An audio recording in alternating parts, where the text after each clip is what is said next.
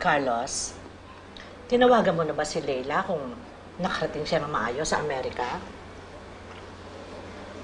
Wala akong pakialam sa kanya. Ano ka ba naman? Talaga bang di mo na siyang papatawad? Ano sa tingin mo, Yaya? Carlos, kahit para man lang kay Elise. Ayoko mo nang intindihin si Elise dahil wala siya dito. Meron ako may ibang bagay na kailangan asikasuhin. Chitisoy. Alam mo, Yaya, dalawa lang ang pangarap ko sa buhay ko. Isa, ang yumaman. Ang pangalawa, magkaroon ng anak na pagbibigyan ko ng magandang buhay. Isang buhay na hindi naibigay sa akin ng mama ko. Ipinagkait sa akin ni Leila.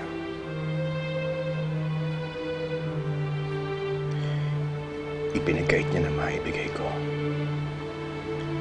ang isang magandang buhay sa tunay kong ina. At ngayon, gagawin kong lahat para makabawi ako kay Tisoy. At walang nakapipigil sa akin.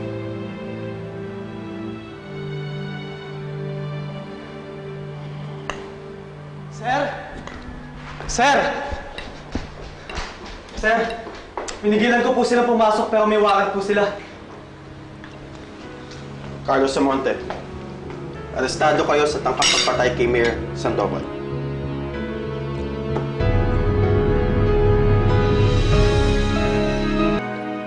Sumama na po kayo sa amin ng matiwasay, Mr. Samonte. Takting, hindi ba? Nanggaling na tayo dito. Hindi ba kayo rin nag-imbestiga sa akin noon? Wala naman kayong makuhang lead para ituro ako sa krimen. Bakit inuhuli niyo na naman ako ngayon? May nakapagturo po sa amin na kayo ang mastermind. Sa presinto na lang kayo magpaliwanag. Ayun na siya. What's happening here? Kuya Carlos? Kayong kuya na to eh. Tawagan mo nga abogado ko.